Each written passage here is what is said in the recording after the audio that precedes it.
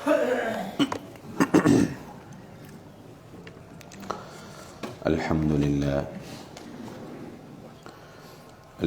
لله نحمده ونستعينه ونستغفره ونؤمن به ونتوكل عليه ونعوذ بالله من شرور أنفسنا ومن سيئات أعمالنا من يهده الله فلا مضل له ومن يضلل فلا هادي له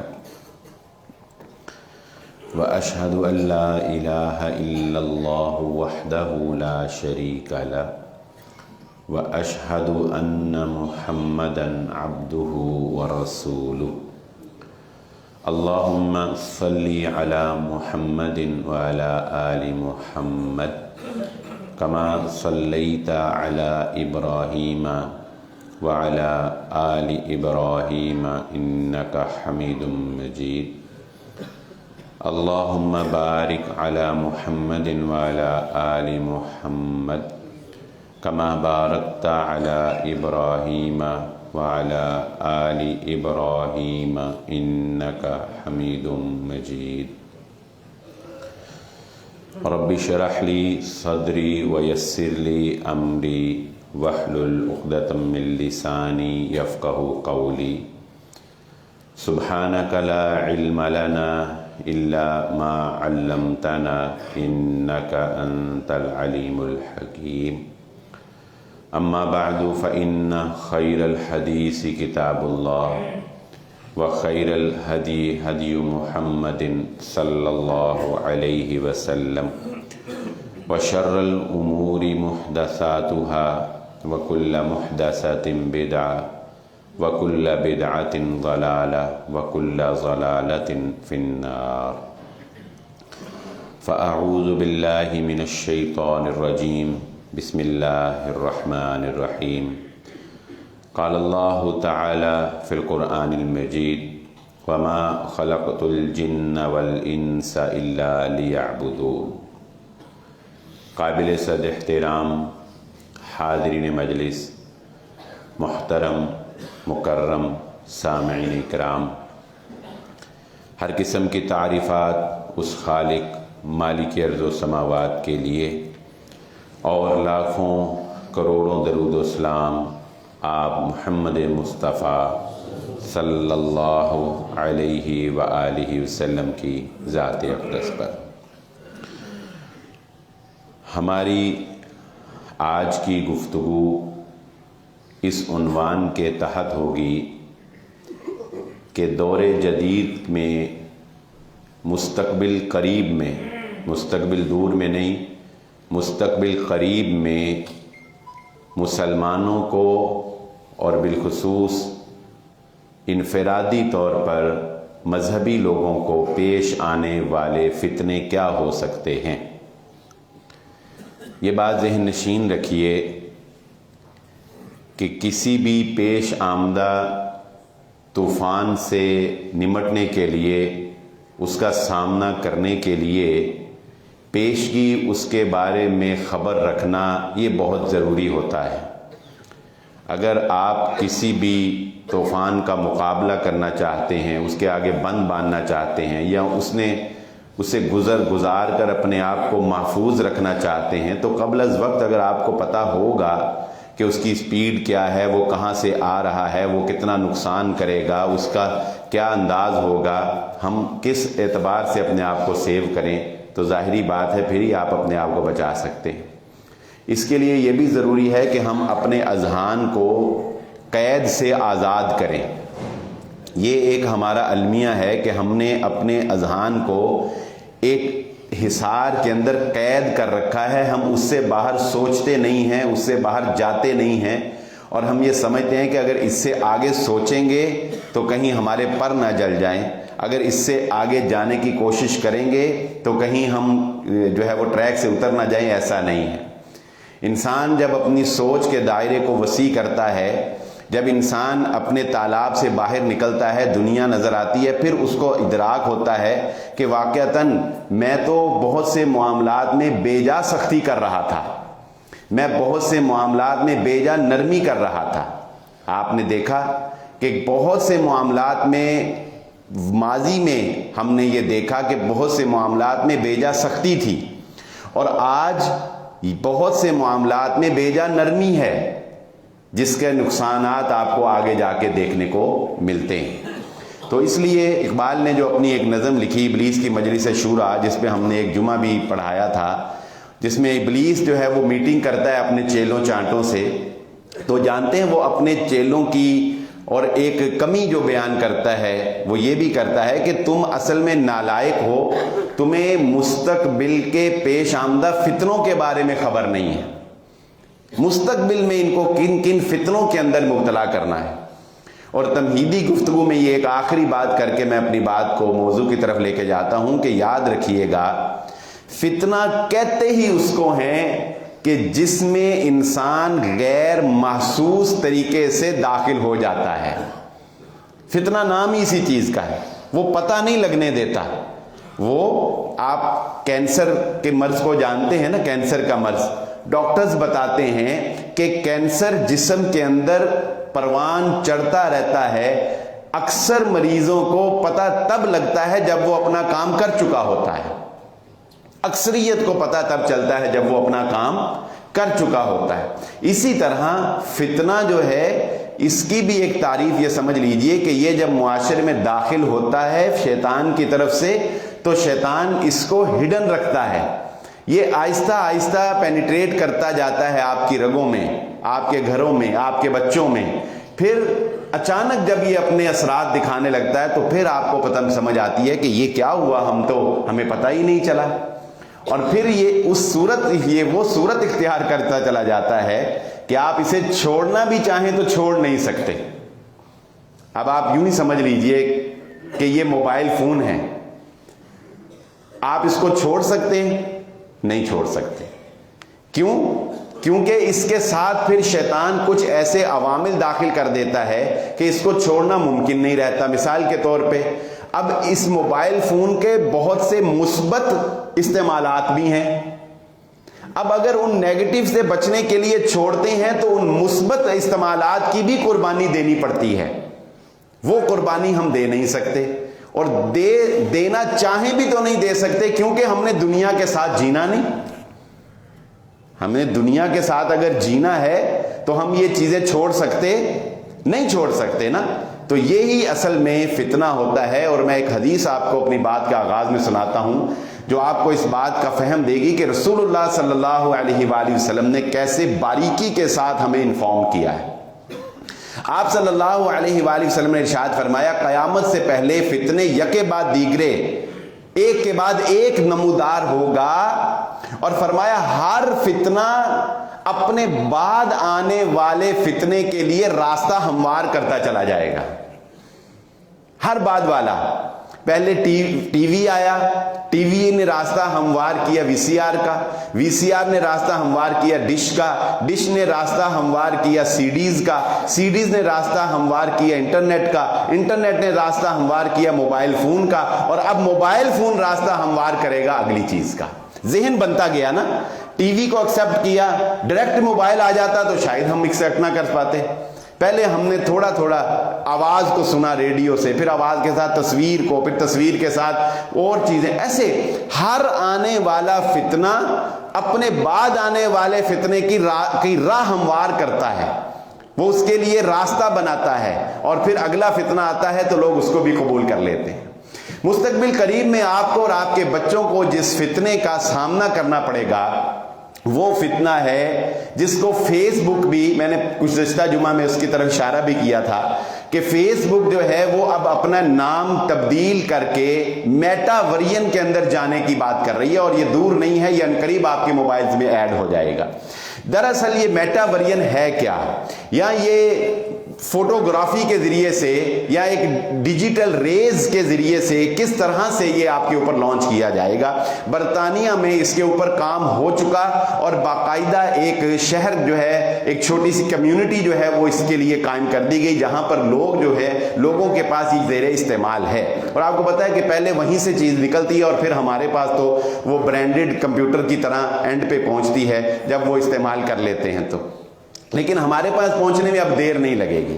وہ ہوگا کیا؟ ایسے گیجٹس ایسے ہتھیار کہہ لیں جنہیں ہمیں ہتھیار کہنا چاہیے, ویپنز کہنا چاہیے انہیں ہمیں بیسیکلی, لیکن انہیں نام گیجٹس کا دیا جاتا ہے. ایسے گیجٹس جو ہیں وہ متعارف کروائی جائیں گے جن کے استعمال کے ساتھ وہ آپ کے دماغ کے ساتھ کنیکٹ ہو جائیں گے اور آپ کو باقاعدہ طور پر وہ فیلنگز آئیں گی, آپ کا جسم محسوس کرے گا وہ فیلنگز جو فیلنگز آپ ریئل لائف کے اندر محسوس کر سکتے ہیں. مثال کے طور پہ میں اپنی بات کو آسان کرتا ہوں. ابھی تو ہم موبائل فون پہ کسی سے بات کرنی ہو, ویڈیو کال کرنی ہو تو موبائل فون نکال کے اس کو ویڈیو کال کرتے ہیں نا, لیکن وہ آپ کو ایک ایسی اینک دیں گے.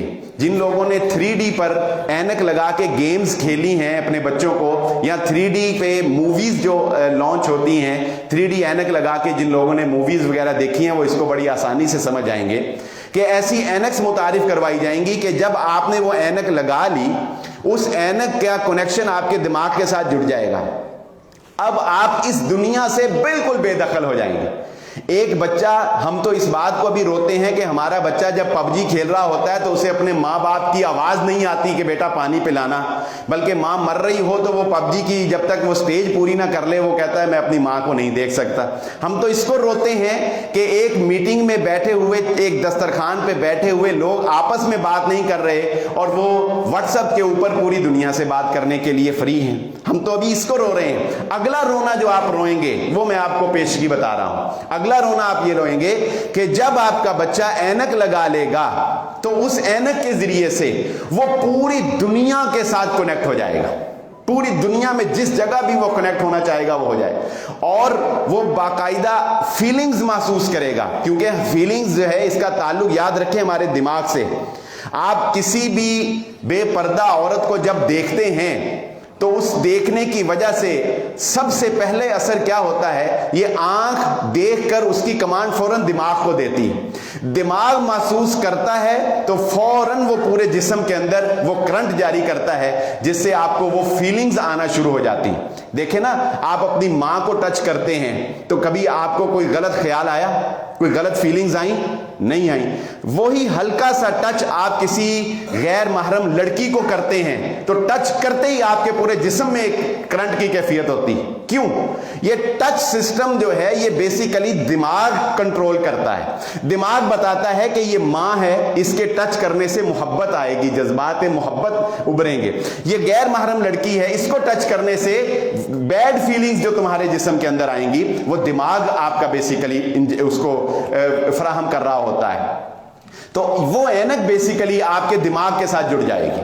اور پھر خوفناک بات یہ ہے کہ گناہ کرنا اتنا آسان ہوگا کہ پوری دنیا میں اگر آپ کسی بھی لڑکی کے ساتھ, میں ذرا کھل کے بات کرنا چاہوں گا, معذرت چاہتا ہوں, اگر آپ کسی بھی لڑکی کے ساتھ سیکس ریلیشن قائم کرنا چاہتے ہیں تو پورن ویڈیو تو بہت پیچھے رہ گئی. آج تو ہم روتے ہیں کہ پاکستان کے اندر بیہودہ ویڈیوز دیکھنا جو ہے وہ نوجوانوں کا مشغلہ بن گیا. یہ بہت پیچھے کی بات ہے. آپ کا نوجوان اگر کسی فلمی ایکٹریس کے ساتھ فیس بک پہ جس کا اکاؤنٹ بنا ہوگا, اگر اس لڑکی کے ساتھ, انگلینڈ میں بیٹھی ہوئی کسی لڑکی کے ساتھ سیکس ریلیشن قائم کرنا چاہتا ہے تو جو بھی اس کا کمانڈ ہوگا, جو بھی اس کا طریقہ کار ہوگا, جیسے آج آپ فیس بک پہ ریکویسٹ بھیجتے ہیں اور اگلا آپ کی فرینڈ ریکویسٹ جو ہے وہ ایکسیپٹ کر لیتا ہے نا, تو آپ کا اس سے ایک فرینڈشپ ریلیشن بن گیا. ایسے ہی کوئی بھی جب وہ ریکویسٹ ایکسیپٹ کر لے گا تو آپ اس کے ساتھ ریلیشن تک قائم کر سکیں گے. آپ تصور کیجئے یہ کتنا بھیانک منظر ہوگا, یہ کتنی خوفناک دنیا ہوگی. آپ یہاں پر بیٹھے ہیں لیکن آپ پوری دنیا کے اندر کچھ بھی کر سکتے ہیں, اور آپ حیران ہوں گے کہ یہاں تک شیطان جو ہے وہ فیڈ کر کے یہاں تک اس فتنے کو لے جا چکا ہے کہ اگر آپ اپنے کسی مرے ہوئے شخص کے ساتھ ملاقات کرنا چاہیں گے, آپ کمپیوٹر کو کمانڈ دیں گے, فیس بک کو کمانڈ دیں گے کہ میں فلاں اپنا مرا ہوا بندہ ہے, میں اس سے ملاقات کرنا چاہتا ہوں, تو فیلنگز کے ذریعے سے, دماغ کے ذریعے سے اور انٹرنیٹ کی کمپیوٹر سسٹم کے ذریعے سے اس مرے ہوئے شخص کے ساتھ بھی آپ کی ملاقات تک کروائی جا سکے گی. یہ وہ فتنہ ہے جو عنقریب فیس بک اپنا نام تبدیل کر کے آپ کے ملکوں کے اوپر لانچ کرنے والا ہے. آپ مجھے بتائیے اپنے نوجوان کو آپ کیسے اس سے روک سکتے ہیں, کیسے بچائیں گے آپ ان گیجٹس کے ساتھ اپنے نوجوانوں کو؟ جب تک کہ آپ کے اندر تقوی کی طاقت بھی کمزور ہو چکی ہے، آپ کی مسجدیں غیر آباد ہو چکی ہیں، آپ کا اللہ پر یقین کم ہو چکا ہے، پیسے پر ایمان بڑھ چکا ہے، موبائل کے بغیر آپ کا گزارا نہیں ہے، آپ اپنے بچوں کو، اپنے نوجوانوں کو ان پیش آمدہ فتنوں کے ساتھ روک نہیں پائیں گے۔ یہ صرف ایک ابھی مثالیں ہیں جو انہوں نے شو آف کی ہیں، ابھی اس کے ہڈن کیا کچھ ہونے والا ہے اور کیا کچھ ہے وہ شاید ہم تصور بھی نہیں کر سکتے کہ یہ شیطانی دنیا ہمیں کہاں تک لے کر جائے۔ یہ ایک فتنہ ہے۔ دوسرا فتنہ جسے عنقریب اس دنیا کے اندر اور بالخصوص مسلمانوں کے لیے یہ فتنے لانچ کیے جا رہے ہیں، کیونکہ عیسائیت اور یہودیت جو ہے وہ تو اپنے مذہبی تشخص کھو چکی ہے، وہ اگر کچھ چند ایک باقیات ان کی بچی ہیں تو وہ بھی ان کو پتا ہے کہ ان کے لیے تو ہونا نہ ہونا برابر ہے۔ تو یہ بنیادی طور پر پوری دنیا میں ایک شیطانی دنیا بنا دینے کے تصور کے لیے یہ سب کچھ کیا جا رہا ہے۔ دوسرا فتنہ، یہ بات یاد رکھیے، دنیا کے اندر اس بات کو متعارف کروایا جا رہا ہے کہ مذہب انسانوں کو توڑتا ہے، مذہب کے نام پر انسان جدا جدا ہیں، اگر مذہب ختم کر دیا جائے تو سارے انسان کیا ہو جائیں گے؟ ایک ہو جائیں گے۔ اس پر بڑا عرصہ انہوں نے کوشش کی، الحاد کو پھیلایا، سیکولرزم کو پھیلایا، انہوں نے لوگوں کو باور کروانے کی کوشش کی کہ لوگوں مذہب چھوڑ دو، آزاد ہو جاؤ، جب تم انسان بن کے زندگی گزارو گے سارے ایک جیسے ہو جائیں گے، دنیا میں امن آ جائے گا۔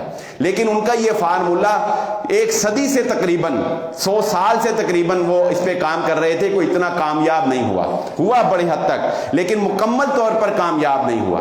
سو اب اس کا نیکسٹ ورژن آئے گا، اس الحاد کا، اس سیکولرزم کا، مذہب کے نام پہ لوگوں کو جو ہے تقسیم جو وہ کہتے ہوتے ہیں، اس کو ختم کرنے کا ایک نیکسٹ ورژن یہ آئے گا جس کے اوپر باقاعدہ کام ہو چکا۔ اور میں یہ سن کے حیران ہوا جب میں اس پہ سرچ کر رہا تھا کہ آپ کے لاہور جیسے شہر کے اندر ایسا ایک ادارہ قائم ہونے جا رہا ہے۔ پاکستان جسے ہم دنیا کا ایک مذہبی ملک سمجھتے ہیں، جس میں ابھی مذہبی تشخص باقی ہے، وہاں پر ایک ادارہ قائم ہونے جا رہا ہے۔ اور وہ تصور کیا ہے کہ دیکھو، بنیادی طور پر ہم مسلمان اگر اپنا شجرہ نسب جا کے ملاتے ہیں تو وہ رک جاتا ہے جا کر حضرت ابراہیم علیہ السلام پر۔ عیسائی اگر اپنا شجرہ نسب جا کر پیچھے ملاتے ہیں تو وہ رک جاتا ہے جا کر حضرت ابراہیم علیہ السلام پر۔ یہودی اگر اپنا شجرہ نسب پیچھے جا کے ملاتے ہیں تو وہ رک جاتا ہے جا کر حضرت ابراہیم علیہ السلام۔ اچھا، اللہ کو تو ہم پہلے ہی مانتے ہیں، اللہ کو میں مسلمان بھی مانتے ہیں، اللہ کو یہودی بھی مانتے ہیں، اللہ کو عیسائی بھی مانتے ہیں، اللہ کو ہی نہیں آخرت کو بھی مسلمان بھی مانتے ہیں، عیسائی بھی مانتے ہیں، یہودی بھی آخرت کو بھی مانتے ہیں۔ مانتے ہیں کہ نہیں مانتے؟ تو یہ لوگوں کو یہ متعارف کروایا جا رہا ہے۔ اب اس پر ویڈیو کلپس اور ویڈیو بیان آپ عنقریب، ابھی اتنے وائرل نہیں ہوئے لیکن آپ عنقریب اس کو دیکھ لیں گے، ایسے ویڈیو بیانات جو ہیں وہ اسکالرز کی طرف سے آنا شروع ہو جائیں گے کہ ہم لوگ ایک پلیٹ فارم پر اگر جمع ہو سکتے ہیں تو وہ کیسے ہو سکتے ہیں کہ اللہ ایک ہے ہمارا، اور اسی طرح آخرت پر بھی ہمارا ایمان ہے، اور تیسری چیز اگر کسی نبی کی ہم اولاد ہیں تو وہ حضرت ابراہیم علیہ السلام ہیں، لہذا اپنے آپ کو ابراہیم علیہ السلام سے جوڑ کر ہم تینوں مذاہب کے لوگ اپنی عبادت گاہوں کو ایک کر لیں، اپنی عبادت گاہوں کو ایک کر لیں، مسجد، کلیسا اور گرجے کا تصور ختم کر دیا جائے، کیا ہو؟ ایک ہی عبادت گاہ ہو۔ جب عیسائی اور یہودیوں نے تو ایک ایک دن عبادت کرنی ہوتی ہے، ہفتے کو یہودی عبادت کر لیں، اتوار کو جو ہے وہ عیسائی عبادت کر لیں، اور مسلمانوں نے چونکہ روزانہ عبادت کرنی ہوتی ہے اور یہاں جمعے کا خاص اہتمام ہوتا ہے تو عام دنوں میں وہ جمعے کے لیے اس عبادت گاہ کو کھول دیا جائے۔ یعنی مسلمان، عیسائی اور یہودی یہ اپنی مشترکہ عبادت گاہیں تعمیر کریں گے، ان عبادت گاہوں میں یکسر عبادت ہوگی۔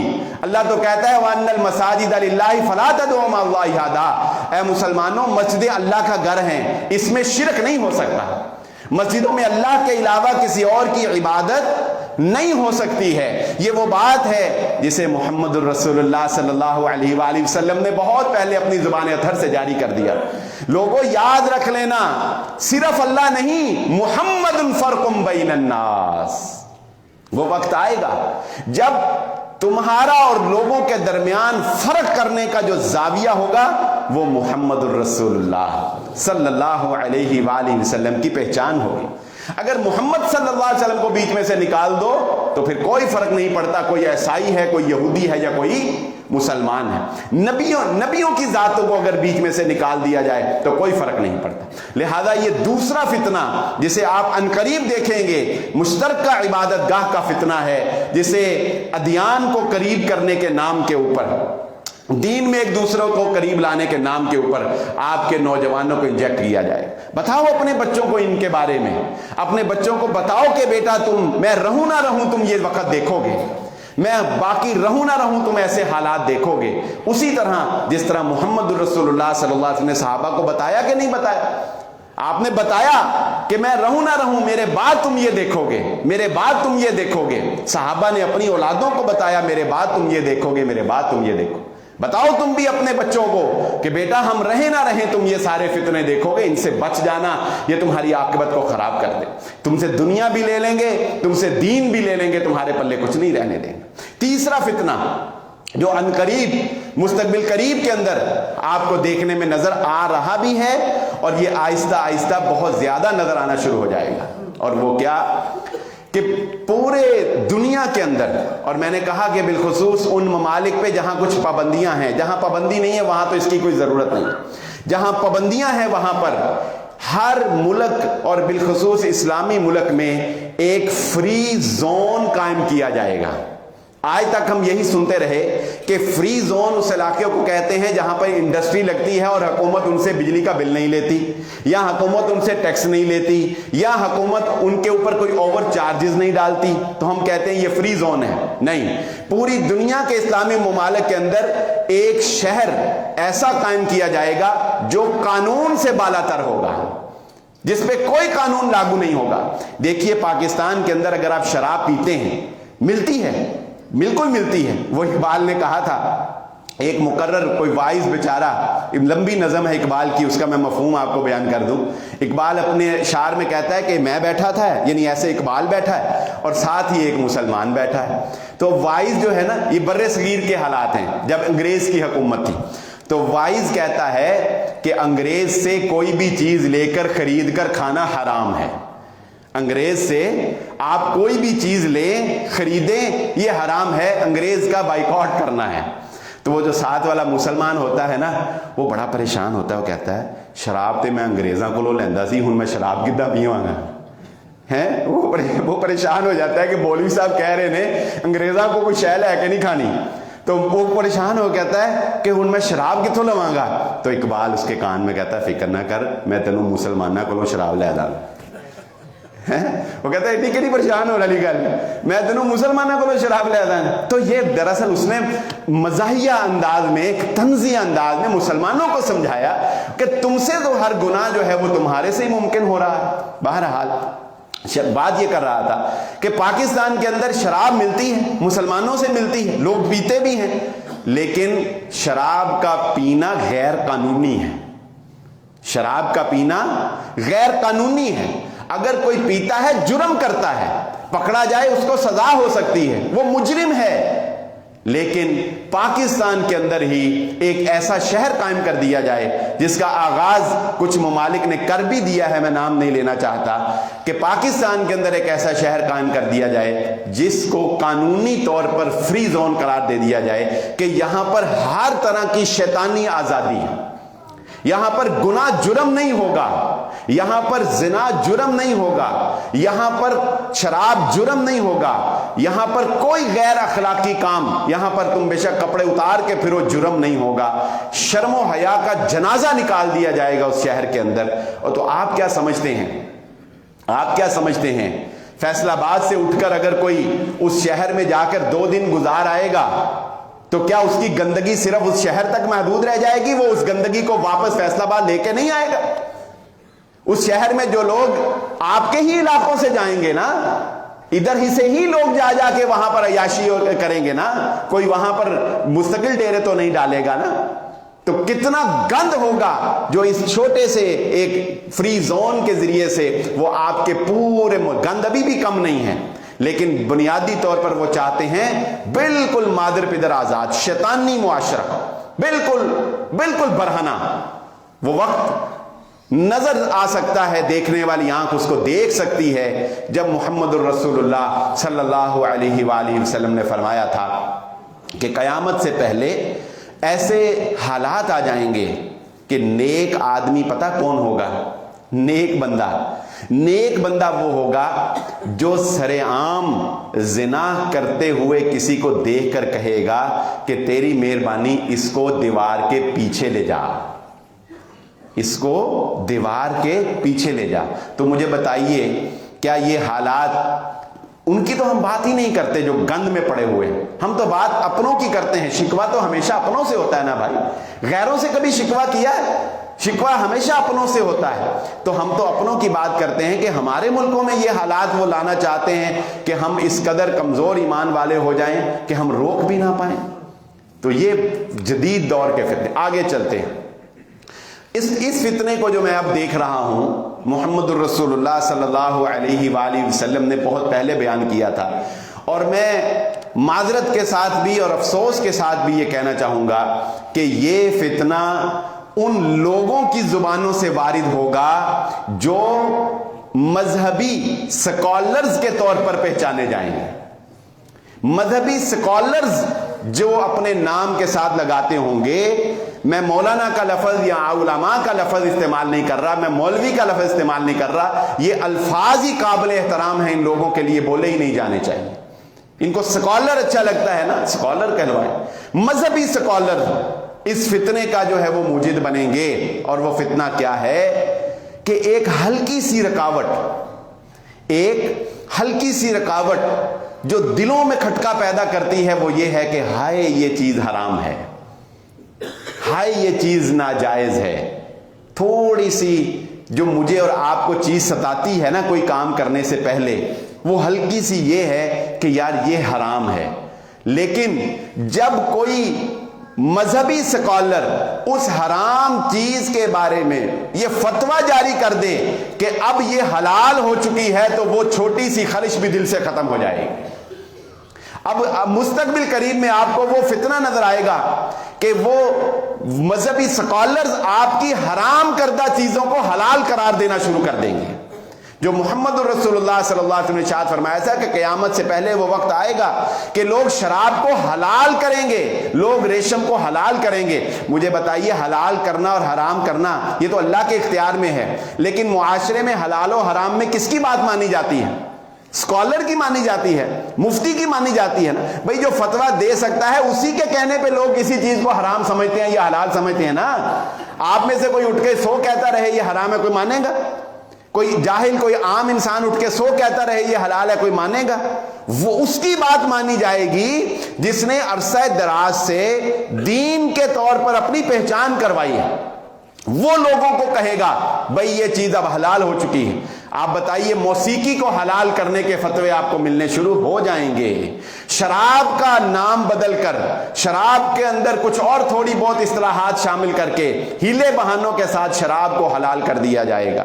اسی طرح سود کو ہم لوگ کتنے طریقوں کے ساتھ حلال کر چکے ہیں، آگے نہ جانے کیا کچھ ایسا ریشم اور سور اور پتہ نہیں کیا کچھ جو ہے جس کو ہم حلال کرتے چلے جائیں گے۔ یعنی عنقریب تیزی کے ساتھ آپ ایسے فتوے دیکھیں گے کہ جو محمد الرسول اللہ صلی اللہ علیہ وآلہ وسلم کی اور اللہ رب العزت کی حرام کردہ چیزوں کو حلال کر دیں گے، اور صرف یہیں پر اکتفا نہیں کریں گے۔ میں تو اگلی بات کہتا ہوں کہ وہ حلال چیزوں کے اوپر اور دین کے اوپر، سادگی کے اوپر عمل کرنے کو جرم قرار دے دیں گے۔ سادگی اور دین کی جو شعار ہیں ان کے اوپر عمل کرنے کو دقیانوسیت اور جرم قرار دے دیا جائے گا۔ آپ اپنے آپ کو جیسے وہ پینڈو بندہ کسی بڑے اسلام آباد کے مال میں چلا جائے نا، تو بیچارہ کبھی ادھر دیکھتا ہے کبھی ادھر دیکھتا ہے، کبھی اسے سمجھ نہیں آتی، وہ اپنے اندر ہی اندر احساس کمتری کا شکار ہو رہا ہوتا ہے، یار میں پتہ نہیں ان کو کیا عجیب مخلوق آ گئی ہے۔ دیکھنے والے بھی اس کا مذاق بناتے ہیں کہ یہ دیکھو یہ دیہاتی سا آ گیا، یا کسی اچھے انسٹیٹیوٹ میں کسی ماڑے گھر کا کوئی لڑکا پڑھنے کے لیے چلا جائے، کوئی دیہاتی چلا جائے تو اس کا مذاق بن جاتا ہے نا، اس کا مذاق بن جاتا ہے۔ ایسے ہی آپ کے مذہبی شعار، آپ کی داڑھی، آپ کا ٹخنوں سے شلوار کو اونچا رکھنا، آپ کا نماز پڑھنا، آپ کا زبان پر ذکر و اذکار کرنا، آپ کا ماشاءاللہ کہنا، الحمدللہ کہنا، انشاءاللہ بات بات پر کہنا، لوگ اس کو جرم سمجھیں گے، لوگ کہیں گے یہ پینڈو دکیا نوس آدمی ہے، یہ اس کو معاشرے میں بیٹھنے کی تمیز نہیں ہے، چلنے کی تمیز نہیں ہے، اس کو پہننے کی تمیز نہیں ہے۔ آپ کا مذہب جو ہے وہ آپ کے لیے بیزار بنا دیا جائے گا۔ آگے چلیے، نشہ تو ہمیشہ سے ہی نشہ جو ہے وہ انسانوں کو ورگلانے کے لیے اور انسانوں کی عقل کو معاف کرنے کے لیے شیطان نے ایک بہت بڑا ہتھیار رکھا ہی ہے، لیکن اس کے اندر دور جدید کے اعتبار سے مزید جدت لائی جائے گی۔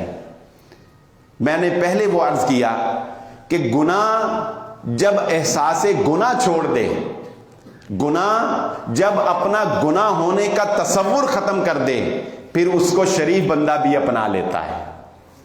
گناہ جب احساس گناہ ختم کر دے یا گناہ کے اندر گناہ کا ایلیمنٹ ختم ہو جائے، پھر اسے شریف بندہ بھی اپنا لیتا ہے۔ اگر سگریٹ ہاتھ میں رکھا ہو، مجھے بتائیے کوئی شریف لڑکا یا کوئی مولوی صاحب وہ سگریٹ پیتے ہوں تو کیا معاشرہ اسے جینے دے گا؟ کوئی سگار پیتا ہو، کوئی معاشرہ اس کو جینے دے گا؟ نہیں جینے دے گا نا۔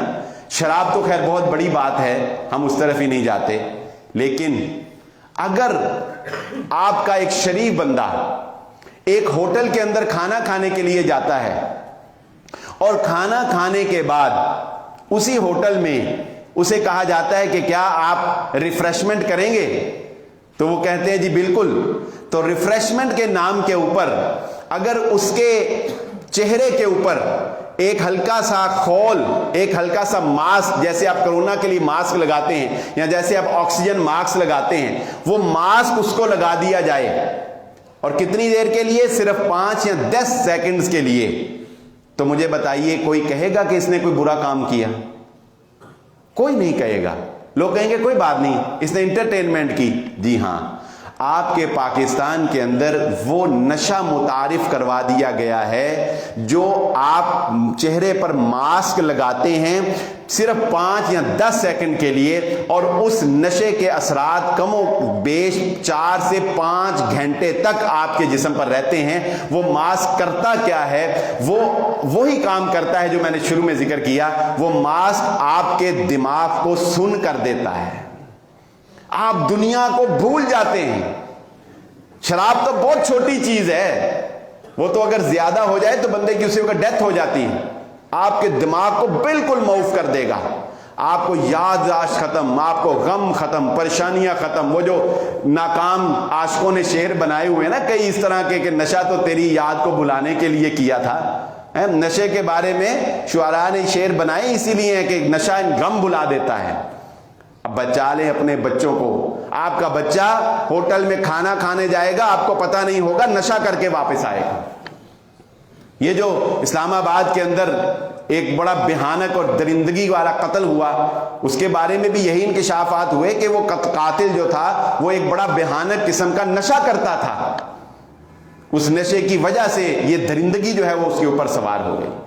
تو اب ہوٹلنگ کرنا ایک ٹرینڈ ہے، ہوٹلنگ کرنا یہ یوں سمجھ لیں کہ ایک جدید دور کا تقاضا ہے، لیکن افسوس کہ ہوٹل اب صرف ہوٹل نہیں رہیں گے، آپ کے ہوٹل مہذب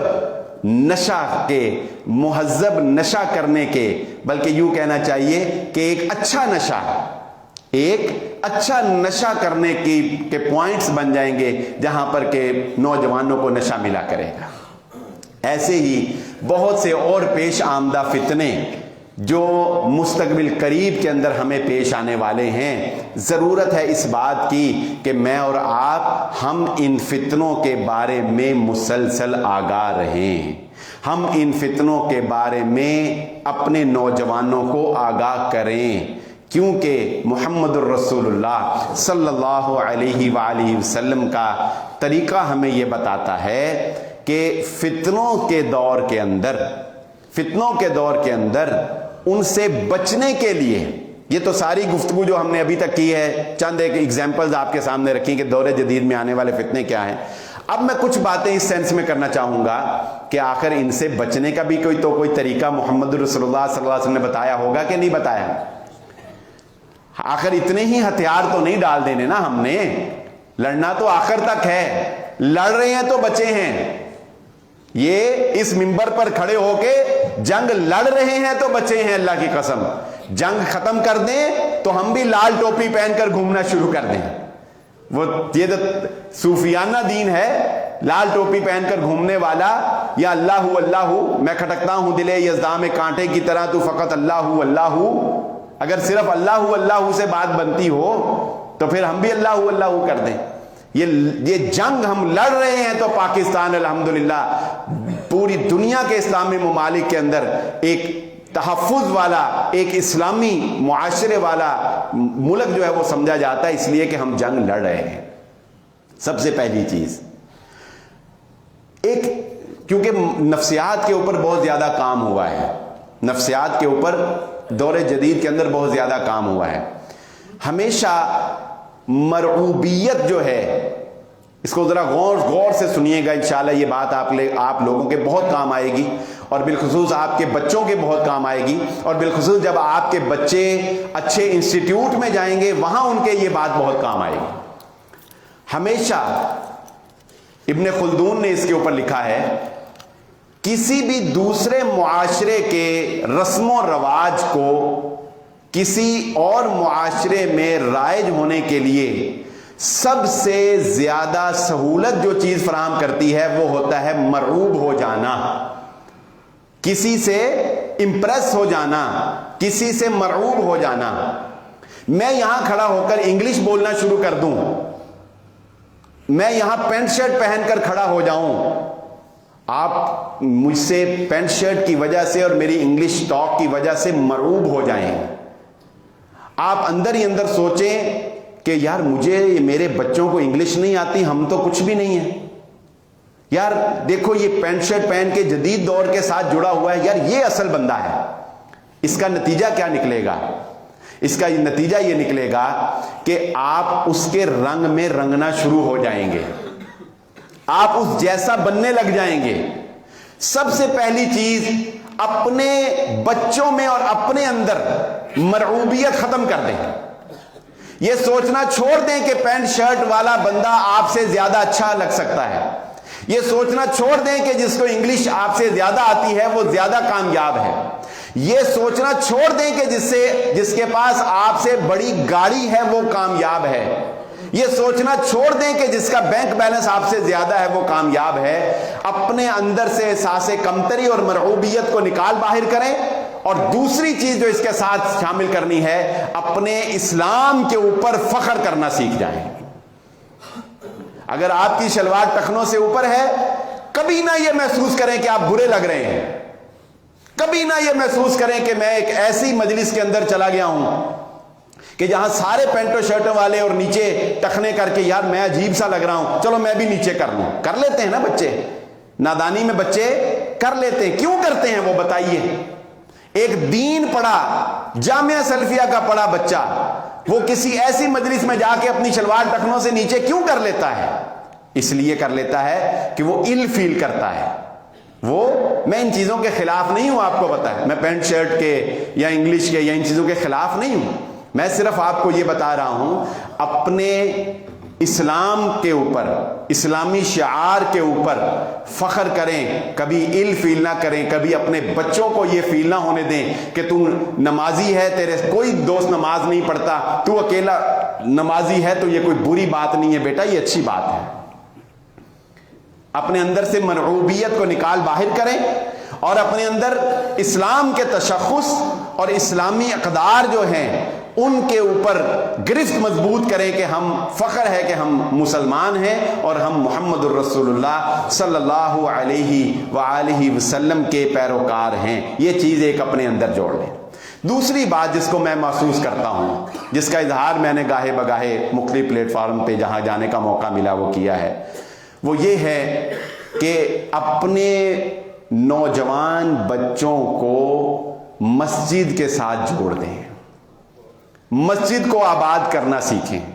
ٹھیک ہے، آپ سیمینار کے اندر جائیں، آپ سرینا ہوٹل کے اندر کسی مذہبی پروگرام کو اٹینڈ کریں، آپ کسی یونیورسٹی کے ہال کے اندر کسی بڑے اسکالر کو سنیں، مگر اس کو سن کے اگر آپ کا بچہ مسجد کو نہیں آتا تو کیا فائدہ اس سنے کا؟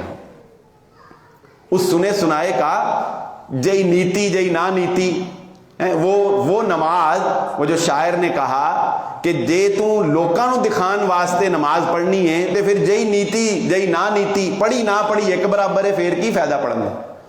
تو بات یہ ہے کہ اگر وہ سنی باتیں مسجد کے ساتھ نہ جوڑیں تو پھر وہ سنی سنائی باتیں جو ہیں وہ دائیں سے بائیں سے نکل جائیں گی، وہ آپ کو، آپ کے بچے کو جدیدیت کے نام کے اوپر اور جدت کے نام کے اوپر مسجدوں کو غیر آباد کر دیں گے۔ یہ مسجدیں جب تک باقی رہیں گی انشاءاللہ اسلام جو ہے وہ، اسلام کا تشخص جو ہے وہ باقی رہے گا۔ اور ایک آخری بات کر کے ہم بات کو ختم کرتے ہیں، اور وہ وہی بات ہے جو میں نے دوران خطبہ بھی کہی، اپنے بچوں کو محمد الرسول اللہ صلی اللہ علیہ وآلہ وسلم کا تعارف کروا دیں، سنت کی اہمیت ضرور بتا دیں، سنت سے محبت کرنا ضرور سکھا دیں۔ جس دن آپ کے بچوں نے اس چیز کو چھوڑ دیا، جس دن آپ کے بچوں نے محمد صلی اللہ علیہ وسلم کی پہچان بھلا دی، اس دن آپ کے بچے قادیانی ہو جائیں، اس دن آپ کے بچے سیکولر ہو جائیں، اس دن آپ کے بچے کچھ بھی ہو جائیں گے، وہ مسلمان ہی رہیں گے لیکن اسلام کے نام کے اوپر وہ مسلمان ہوں گے، وہ حقیقت میں مسلمان نہیں رہیں گے۔ دور جدید کے فتنوں میں سے ایک فتنہ محمد الرسول اللہ صلی اللہ علیہ وسلم کے تشخص کو ختم کرنا ہے، آپ کی پہچان کو ختم کرنا ہے۔ یہ فتنہ الحاد کے ذریعے سے، منکرین حدیث کے ذریعے سے، سیکولرزم کے نام کے اوپر، اور اسی طرح اور بہت سے ناموں کے اوپر، یہ فتنہ دراصل اصل بات وہ ہے کہ درمیان سے محمد صلی اللہ علیہ وآلہ وسلم کو نکال دیا جائے، سب ایک ہو جائیں، یہ ایک ہو جائیں نہیں۔ اپنے بچوں کو اور اپنے آپ کو نبی صلی اللہ علیہ وآلہ وسلم کی سیرت، آپ کا تعارف، آپ کا تشخص، آپ کی پہچان، سنت، یہ تعارف جو ہے یہ بے حد ضروری ہے۔ باتیں تو اور بھی بہت ہیں، اس پہ جتنی بھی کی جائیں، لیکن کوشش کی ہے کہ یہ چند بنیادی باتیں جو ہیں وہ آپ کے گوش گزار کر دی جائیں۔ اللہ رب العزت سے دعا ہے کہ جو کہا اور جو سنا، اللہ رب العزت سمجھنے کی اور عمل کرنے کی توفیق عطا فرمائے۔ وآخر الدعوانا الحمدللہ رب العالمین۔